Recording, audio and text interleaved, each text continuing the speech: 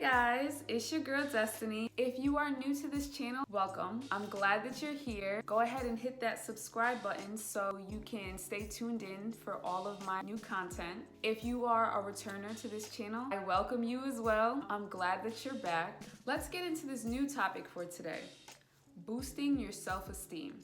If this is something you're interested in, keep watching. Feeling good about yourself is essential for living a happy life. And I'm not just talking about being happy with the way that you look. Self-esteem encompasses how you value all aspects of your life: your job and your position at work, your relationship status, your decision making, and nowadays your popularity on social media platforms. For many people, including myself, your self-esteem kind of fluctuates. If you gain 15 pounds or you lose your job, your confidence begins to go down. On the other hand, if you get a new position at work and you making more money, or if you know you've been seeing the results of your workouts and your stomach getting flatter and your booty getting fatter, you start feeling real good about yourself. Sometimes we're insecure about certain aspects of our life, or we set unrealistic expectations, and it ends up impacting the quality of our life. The good news is self-esteem is something that you can work on and change for the better. I'm going to fill you in on 5 tips that will help you boost your self-esteem and enhance your life. Step number 1, replace that negative self-talk. I say this with so much emphasis because you would not believe how many people are affected daily by negative self-talk, myself included. You're so ugly. You're gonna go to the gym and let everyone see how big you've gotten? That right there, that's why you don't have a boyfriend. We all know someone that tells us something negative about ourselves every single day. They criticize us every single day. If you don't know who that person is, I'm talking about you. We are the most critical people in our lives. That little voice in our head that tells us we're bad at something, we're not gonna succeed at something, they are our worst enemy. And we need to combat that so we can fix the dialogue that's in our minds. There are times that your critiques can be helpful and keep you motivated towards your goals. But there are times that that little voice in your head is way more harmful than helpful. I want you to pay attention to what you're saying to yourself. Pay attention to the things that you're saying about yourself. Once you can catch those negative comments that's going through your brain, you can turn that negative self-talk into positive talk. Think about a negative statement that often frequents your mind. My challenge for you is to take your negative comment that you're saying to yourself and flip it and turn it into a positive one. Every time that comment pops in your brain, I want you to rebut that comment with your positive one. See how differently you feel when your mind is filled with positive self-talk. For example, my negative statement can be, ew, I look gross, I gained 20 pounds, I look disgusting. On the flip side, I can say, I got a lot of curves now, let me go find some clothes that will accentuate these curves and make me feel good. Or even, you know what, I know that I gained weight, but if I consistently work out and change my diet, I know that I'm gonna look better and get back to my original size. It's all about your mindset. Tip number 2. Praise yourself.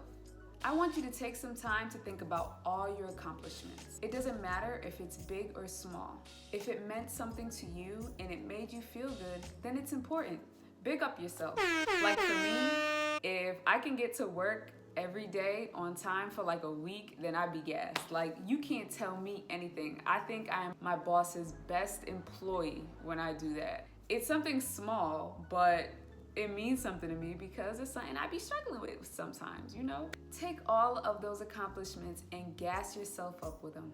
In your journal or the note section in your phone, you can write down every single one of your accomplishments, even the small ones, because the more you write it down, the more you'll see all of the great things that you're actually doing.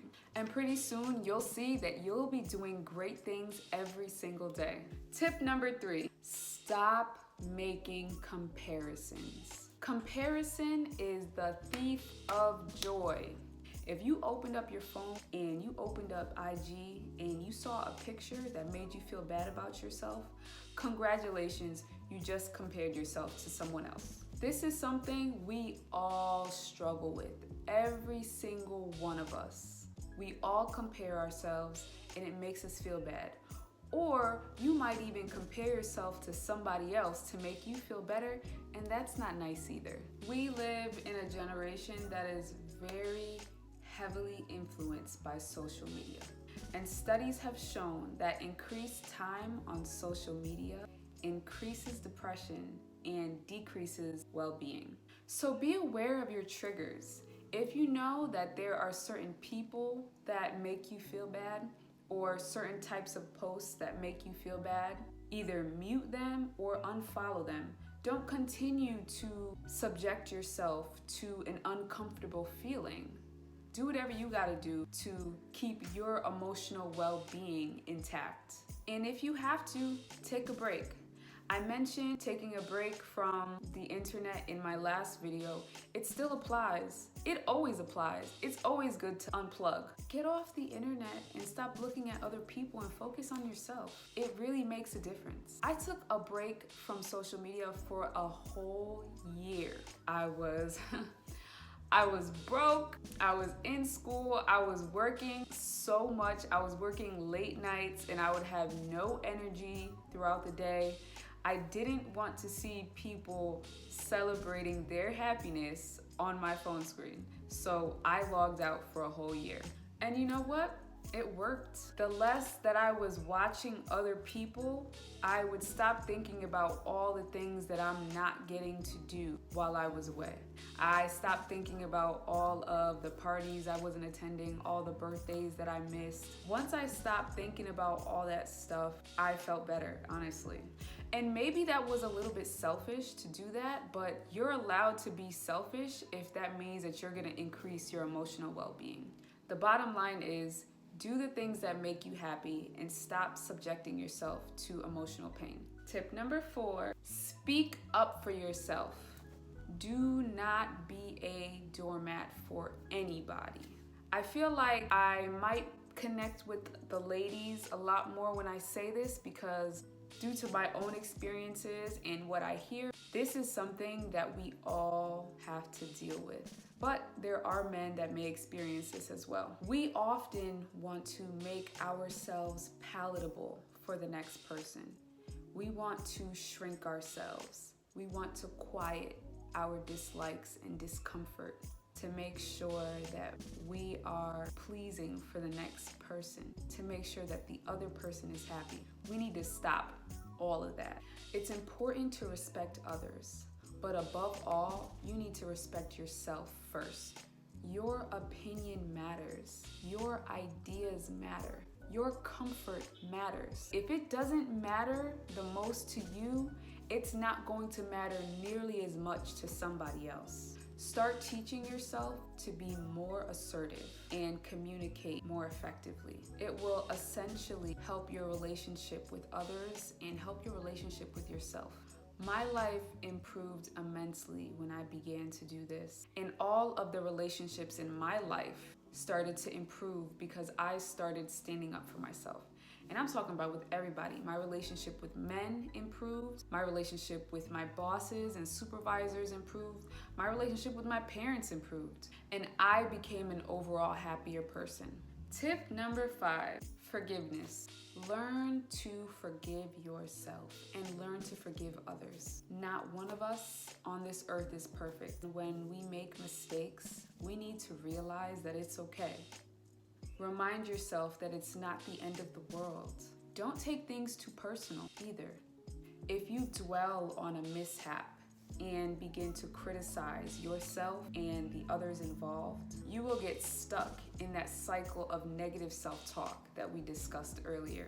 Take an event, a mishap, whatever it may be, digest it and move forward. Take what you can from that situation and use it for your next opportunity. Everything is a learning moment. All right, so that was it. That's all I have for you guys. 5 tips I hope you guys took notes so you can start to apply these things in your own life and hopefully boost your self-esteem. I want to hear from you guys though. Write in the comments if you agreed with what I was saying, and let me know if you started to implement these things into your life.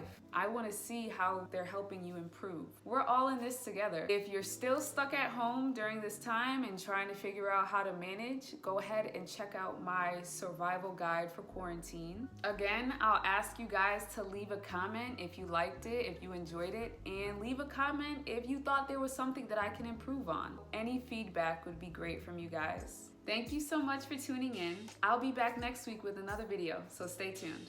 Bye.